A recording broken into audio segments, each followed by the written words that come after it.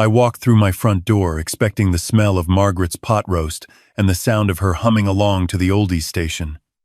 Instead, I heard a sound that made every hair on the back of my neck stand up. It was my wife, sobbing so hard she couldn't breathe, curled up on the living room floor with her reading glasses cracked beside her. My daughter-in-law was standing over her, arms crossed, tapping her foot like she was waiting for a bus. My son was sitting on the couch scrolling through his phone like nothing was happening. When they saw me, the whole energy shifted. My daughter-in-law rushed over and grabbed my arm. "Dad, thank God you're back early." She had another episode. We just came by to bring her some soup and she started throwing things and screaming about burglars. She knocked the lamp off the table and almost hit David. She pointed at the shattered ceramic lamp on the hardwood floor. I looked at my wife. Margaret wasn't staring at the wall or at some invisible threat. She was staring directly at my daughter-in-law, Rachel, and her eyes were full of terror. My name is Walter Braddock. I spent 34 years as a criminal defense investigator for the Commonwealth of Virginia. Before that, I did 2 tours in military intelligence. I have sat across the table from men who killed for money and women who poisoned for insurance payouts. I have read crime scenes the way most people read the morning paper. And right now, standing in my own living room in Loudoun County, every alarm bell I had was going off at once. I knelt beside Margaret. She flinched when I reached for her. That flinch told me everything. Margaret had survived a minor heart attack 8 months ago, and it left her tired and occasionally forgetful. But she was not violent. She had never raised her hand to anyone in 43 years of marriage. I looked at the broken lamp. The shards were scattered outward from the center of the room, not against the wall where they would be if she had thrown it. Someone had smashed it straight down onto the floor. Then I saw it. Margaret's sleeve had ridden up past her wrist, and there on the inside of her forearm were 4 small bruises, perfectly spaced apart. Fingermarks. Someone had grabbed her hard enough to leave a print. I made a decision in that moment. If I said anything now, they would deny it. They would claim she fell. They would say I was confused. I had to be the Walter Braddock who used to sit in deposition rooms and let guilty men talk until they buried themselves. I stood up slowly, letting my shoulders sag. "Maybe you're right," I said, keeping my voice low and tired. "She's been getting worse. Let me just get her settled down. Can you 2 give me a minute?" My son David finally looked up from his phone. "Sure, Pop. Take your time." We left some groceries in the kitchen. Rachel patted my shoulder with a hand that felt like a dead fish. "We're just worried about her, Dad. That's all." They left, and I waited until I heard David's truck pull out of the gravel driveway before I moved. Before I tell you what I found on those cameras and how I used a broken coffee mug and a stack of fake documents to dismantle the people who tried to destroy my family, let me know where you're listening from in the comments below. Hit that subscribe button if you believe that when your own blood betrays you, the only justice that matters is the kind that hurts their wallets. I spent the next hour getting Margaret into bed. She wouldn't speak. She just held my hands so tight I thought she might crack a knuckle. Once she was asleep, I went down to my study and locked the door. 2 weeks earlier, I had noticed Margaret's heart medication was running out faster than it should. I figured the pharmacy shorted us, or maybe the cleaning lady knocked a bottle over. Just to be safe, I had installed a small wireless camera inside the smoke detector in the living room. High definition, wide angle, with audio. Old habits. From the intelligence days, I logged into the feed and scrolled back 4 hours. I clicked play. The footage loaded in sharp detail. Rachel and David walked in through the front door using the spare key I had given them for emergencies. They didn't have soup. They had a manila folder full of documents. Margaret was sitting in her chair reading a mystery novel. She looked peaceful. She looked healthy. Rachel snatched the book out of her hands and slammed the folder on the coffee table. "Sign these, Margaret. We don't have time to wait for Walter." Margaret looked confused. "Sign what? I can't sign anything without Walter. He handles all the finances." David stood up from the couch and started pacing. His face was red. "Mom, Rachel and I are in trouble. Real trouble. I owe some people $400,000, and they're not the kind of people who send polite reminders. If I don't pay by the end of the month, bad things are going to happen. You need to sign the trust over to us right now." Margaret stood up. "I'm not signing anything. You need to leave." That was when Rachel stepped forward and slapped my wife across the face. The crack of it came through my laptop speakers so clear, I felt it in my own jaw. Margaret stumbled backward. David grabbed the ceramic lamp from the side table and smashed it onto the floor next to her feet. Shards flew everywhere. "Sign the papers, old woman," Rachel hissed, leaning into Margaret's face. "Or maybe next time you fall down those basement stairs. Walter's not here to protect you." Nobody is. I watched my wife of 43 years sobbing on the floor while my son and his wife stood over her like vultures, waiting for a carcass to stop twitching. The video ended, with them hearing my car in the driveway.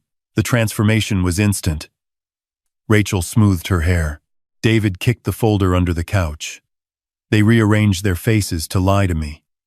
I sat in the dark for a long time. I copied the footage onto 3 separate encrypted drives. I uploaded it to a secure cloud server I still maintain from my consulting days. I made sure that video existed in places they could never reach.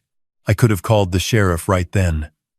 I had enough for assault and elder abuse charges, but I knew how that would play out. They would claim it was a one-time emotional outburst.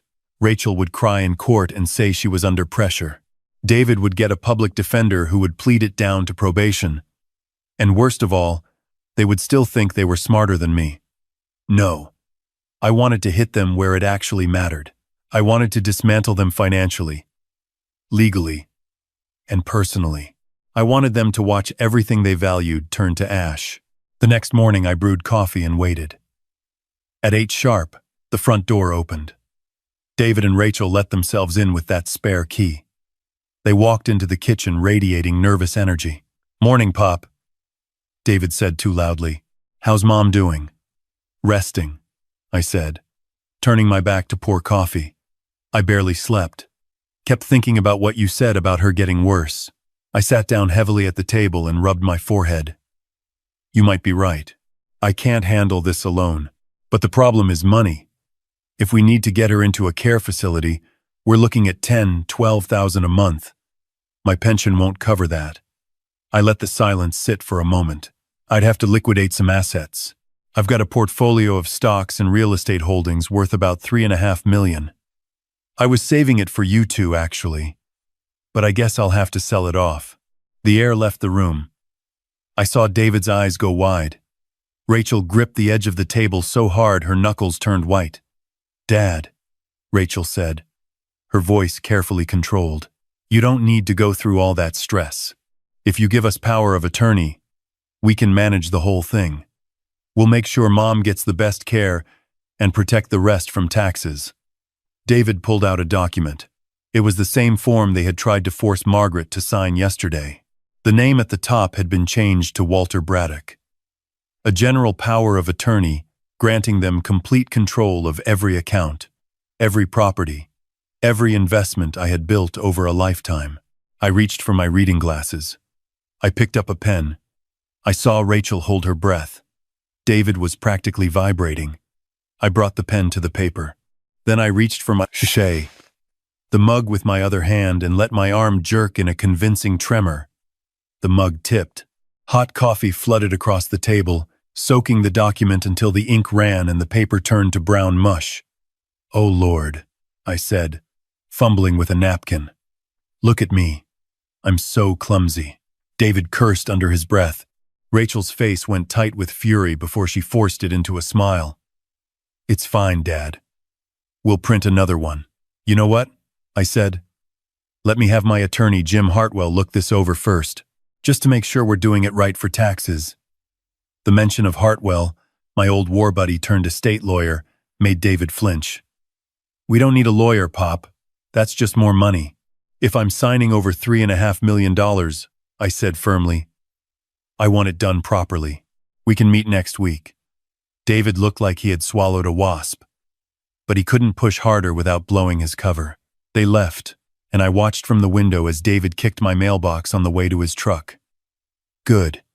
Angry people make mistakes. That afternoon, I drove to the county clerk's office and pulled every public record associated with David's business. Then I went to the bank where I had co-signed a small business loan for him 3 years ago. The branch manager, a woman named Patton who I had known for years, pulled up the account records when I showed her my guarantor paperwork. What I found made my stomach turn. The business account had no legitimate expenses, no payroll, no inventory purchases, no operating costs. Instead, there were dozens of wire transfers to an offshore entity in the Bahamas. I recognized the pattern immediately. It was an unlicensed online gambling operation disguised as a consulting fee.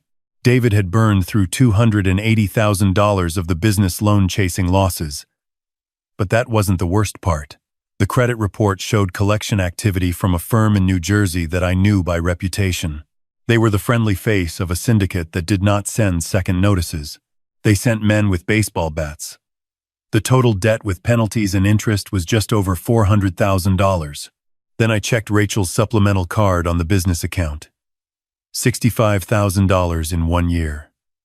Luxury boutiques, spa weekends, cosmetic procedures, a $3,000 handbag. She was funding her lifestyle with money stolen from a loan that had my name on it. I also discovered something else while I was at the bank. A withdrawal request had been flagged that morning at the branch across town. $50,000. Cash. Authorized by a countercheck bearing my signature. Except I hadn't signed anything. I looked at the digital scan. The forgery was good, but not good enough. After an identity theft scare 5 years ago, I had started adding a tiny crosshatch inside the tail of the letter K in Braddock, invisible to the naked eye.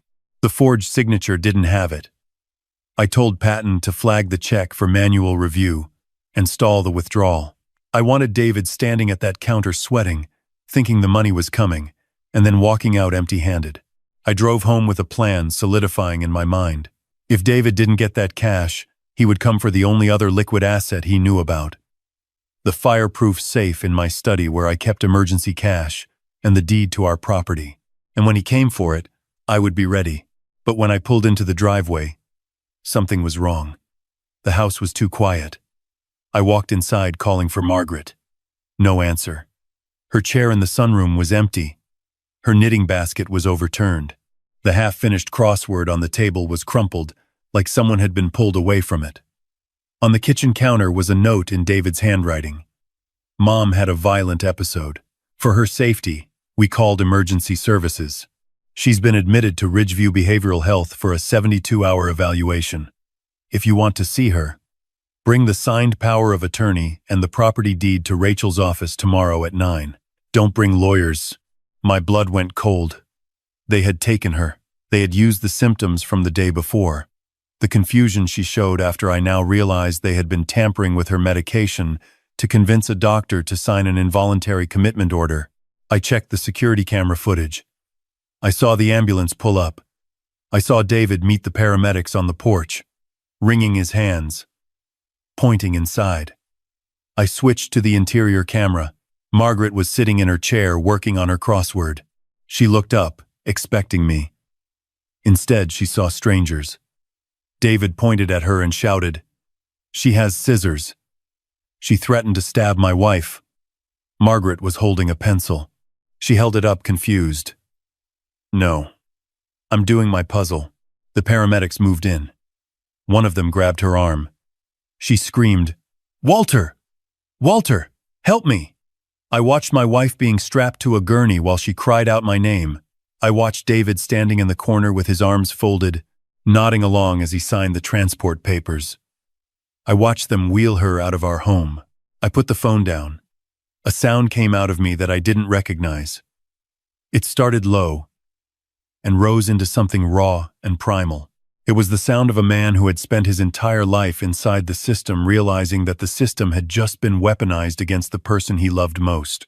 I went to the bathroom and splashed cold water on my face. I gripped the sink until the porcelain creaked. Then I picked up the phone and called Jim Hartwell. "Jim, they took Margaret. She's at Ridgeview on a bogus hold. I need you to activate everything we discussed. Emergency injunction, fraud affidavit, the whole package." And call Mike Brennan at the state attorney's office. Tell him I'm cashing in that favor from the Holloway case. Then I made a second call to a man named Stokes who I had worked with during my military intelligence days. Stokes was retired now, but he still had contacts at every level of law enforcement in the mid-Atlantic. Stokes, I need federal eyes on this. Wire fraud, elder abuse, possibly kidnapping. My son-in-law forged my signature on a bank check today, and my wife is being held against her will in a psychiatric facility on falsified paperwork. Stokes was quiet for a moment. How fast do you need it? Yesterday, I said. That night I didn't sleep. I sat at my desk and built the case file the way I had built hundreds of case files in my career. Bank statements, showing the gambling losses, wire transfer records to the offshore shell, the forged check, the security camera footage of the assault, the footage of Margaret being dragged away screaming. I organized it chronologically, cross-referenced every document, and burned it onto 4 separate drives. At 3 in the morning, I also did something I had been dreading. I checked Margaret's medication. I opened her weekly pill organizer and held one of the tablets up to the light. Her cardiologist prescribed metoprolol, stamped with the code M32. The pill in my hand was stamped differently. It was alprazolam, a high-dose sedative. In a woman with her heart condition, this dosage could cause confusion, slurred speech, motor control failure. It would look exactly like dementia. They weren't waiting for her to decline. They were manufacturing the decline. They were poisoning my wife to build a medical case for incompetency. I replaced every pill in the organizer with her real medication from my travel kit. I sealed the swapped pills in a plastic bag and labeled it with the date and time. Chain of custody. This was no longer a family dispute. This was attempted murder. The next morning at 9, I walked into the commercial real estate office Rachel used as her base of operations. I dressed in my oldest cardigan, the one with the moth holes. I carried a cane I didn't need. I shuffled through the door looking every bit the defeated old man they expected to see. The conference room was set up like a tribunal. Rachel sat at the head of the table in a blazer that probably cost more than my monthly grocery bill. David sat to her right, leg bouncing, sweat on his upper lip. Beside them was a man named Lowell, an attorney I recognized from the county bar as someone who had been censured twice for ethics violations. And in the corner, a large man in a tight sport coat who was introduced as Mr. Dane, a business associate. I knew what he was. He was the collection agent. He was there to make sure the money moved before David's deadline expired. Rachel slid a thick document across the table. We've prepared the transfer of assets, Dad. Full power of attorney, authorization to sell the Loudoun County property, and access to the trust. It's all standard. I looked at the stack of papers. I let my hand tremble as I touched the edge. Where is she? I whispered. I need to know she's okay. She's resting, David said quickly. The doctors say she's stabilized.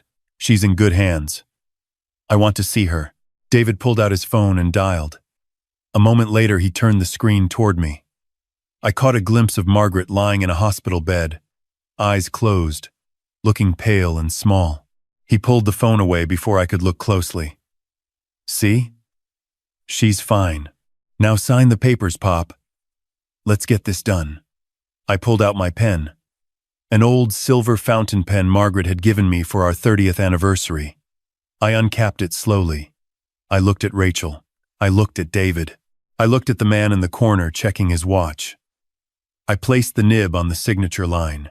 I want you to know, I said, my voice suddenly losing its tremor, losing the weakness, losing the act, that you are about to get exactly what you've earned.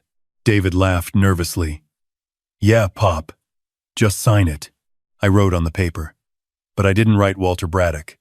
In clear block letters, I wrote, Title 18 USC 1000, 343, Wire Fraud. I capped the pen. The click echoed off the walls. David grabbed the paper. He stared at it. His brain refused to process what his eyes were seeing. What the hell is this? Read it out loud, I said. standing up straight and kicking the cane across the room. "That's not my signature, David. That's the federal statute you violated when you wired $280,000 of a co-signed loan to an illegal gambling operation in the Bahamas." I pulled out my phone and pressed a button. The flat-screen monitor on the conference room wall flickered to life. I had accessed their office network that morning and loaded my files onto it. The screen showed the security camera footage from our living room. Rachel slapping Margaret. David smashing the lamp. The audio was crystal clear. Rachel's hand flew to her mouth. David went white. Mr. Dane in the corner stood up slowly. "You told me this was a simple family transaction," he said to David, his voice flat and dangerous. "You didn't tell me you were beating up old ladies. I don't need this kind of exposure." I pressed the button again. The footage changed to the hospital camera feed that Stokes had obtained through a federal warrant filed at 4 that morning. Margaret restrained to a bed, an orderly tightening the straps while she winced in pain, her mouth moving, forming my name over and over. Then I reached into my jacket and pulled out a stack of photographs. I tossed them onto the table. They fanned out perfectly. They were photos of David at a restaurant in Arlington 2 days ago with a woman who was not Rachel. Holding hands, kissing, paying the bill with the business credit card that had my name on it. The same afternoon, Rachel was at the pharmacy picking up the sedatives she used to poison my wife. Rachel picked up a photo. Her hands were shaking so badly, the paper rattled. She recognized the woman. She recognized the handbag the woman was carrying, the same designer bag Rachel had wanted, but David told her they couldn't afford.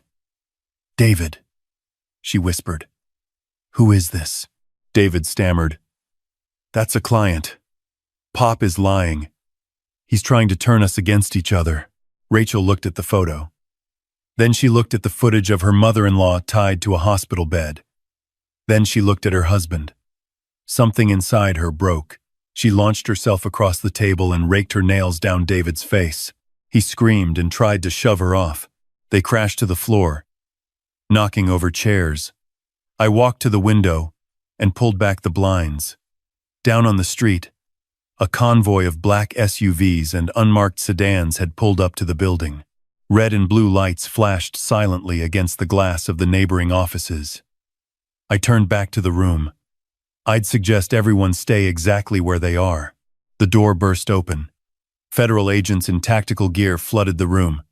"FBI, get on the ground. Hands where we can see them. Mr." Dane was tackled before he could reach the door.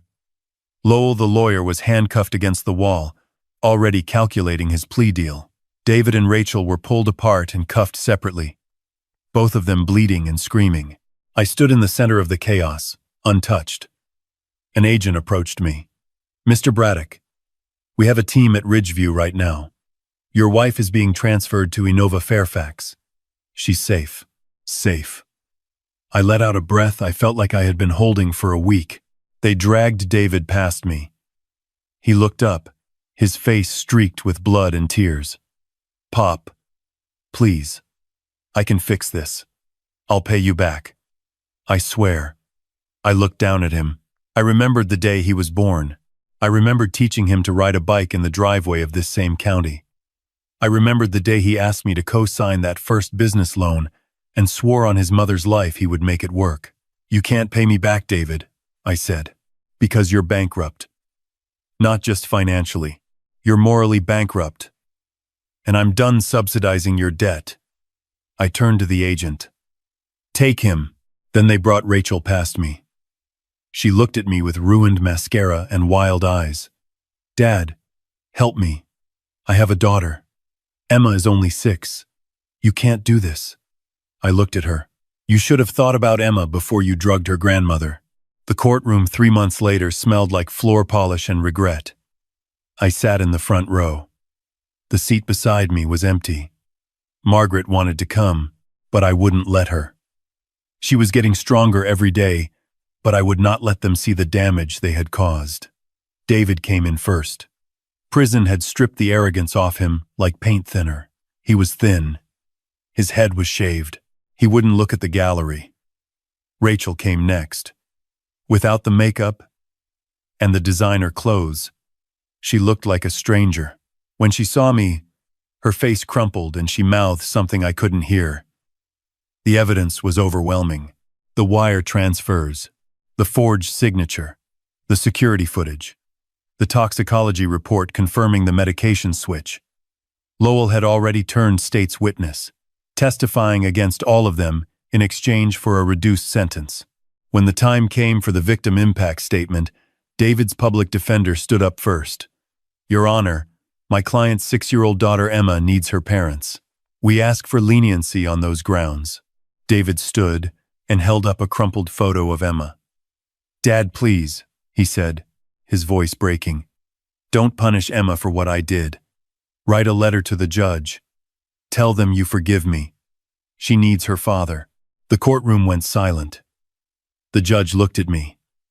"Mr. Braddock, as the primary victim, you have the right to address the court." I stood up and walked to the podium. My legs felt heavy, but my spine was iron. "I loved you, David," I said, looking directly at my son. "When you were born, I made 2 promises. The first was to protect you. The second was to protect your mother.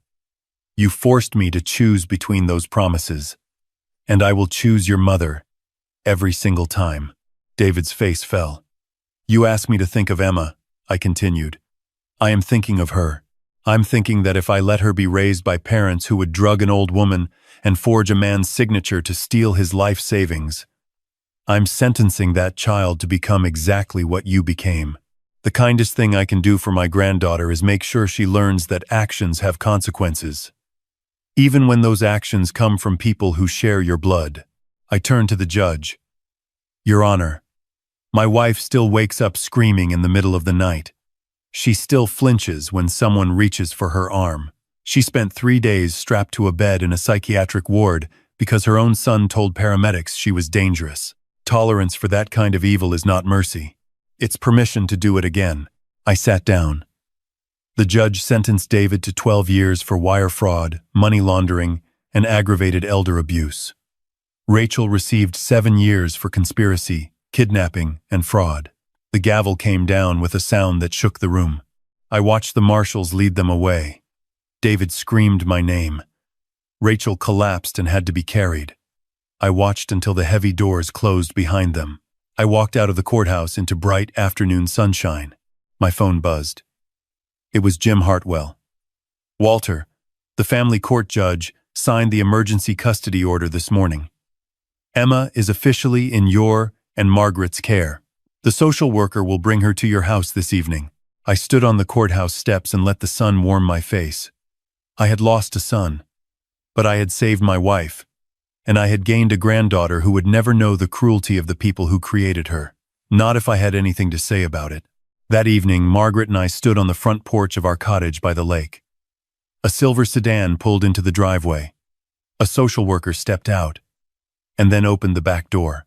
Emma climbed out, clutching a stuffed rabbit and a small pink backpack. She looked up at our house with wide, uncertain eyes. Margaret walked down the steps. She knelt on the gravel, bad knees and all, and opened her arms. "Hi, sweetheart," she said softly. "I'm your Grandma Margaret. You're going to stay with us for a while. We have a garden out back with tomatoes and a cat named Biscuit who sleeps on the porch." Emma looked at Margaret. Then she looked at the stuffed rabbit. Then she walked forward and buried her face in Margaret's shoulder. I watched from the porch, leaning against the railing. The sun was going down over the lake. The sky was turning gold and purple. Margaret looked up at me over Emma's head and smiled. It was a real smile. The first real smile I had seen from her in months. 6 months later, our life is smaller. Our dinner table has 3 chairs instead of the 6 it used to have. We don't answer the collect calls from the federal penitentiary. We don't open the letters with the prison stamp. Some people might think that's cold. They might say a father's love should be unconditional, but those people have never watched their own child sign paperwork to have their mother committed to a psychiatric ward on lies. I've learned something in these 71 years. Family is not the name on your birth certificate. Family is the people who hold your hand when the doctor gives you bad news. Family is the people who show up at 3 in the morning when you're scared. Family is not biology, it's behavior. Emma is learning to read. She sits on Margaret's lap in the sunroom every afternoon and sounds out the words in picture books. She calls me Pop Pop, and she calls Margaret Nana. She doesn't ask about her parents much anymore. When she does, we tell her the truth in the gentlest way we know how. They made some bad choices, sweetheart. They're in a place where they're learning to make better ones. Last Tuesday, Emma brought home a drawing from school. It was 3 stick figures standing in front of a house with a big yellow sun overhead. She pointed at the tallest figure. That's Pop Pop. She pointed at the middle one. That's Nana. She pointed at the smallest one. That's me. She looked up at me with those big brown eyes. I drew our family. I put that drawing on the refrigerator with a magnet. It's still there. I'm Walter Braddock. I'm 71 years old. I lost a son, but I saved my wife. I lost a fortune in legal fees, but I bought my freedom. And I gained a granddaughter who is teaching me that the best chapter of a man's life doesn't have to be the first one. If you're out there right now holding on to someone who is hurting you just because they share your last name, I want you to hear this. Love is not a suicide pact. You are allowed to protect yourself. You are allowed to walk away. You are allowed to choose peace over loyalty to people who would set your house on fire and then blame you for the smoke. Thank you for listening to my story. Let me know in the comments what you would have done in my situation. Would you have forgiven them? Or would you have done what I did? And if you have someone in your life who loves you the way Margaret loves me, go tell them right now. Don't wait. Life is too short and too precious to waste on people who see you as nothing more than a bank account with a heartbeat. Like and subscribe for more stories. Take care of yourselves. And remember, protect the ones who truly love you. Goodbye.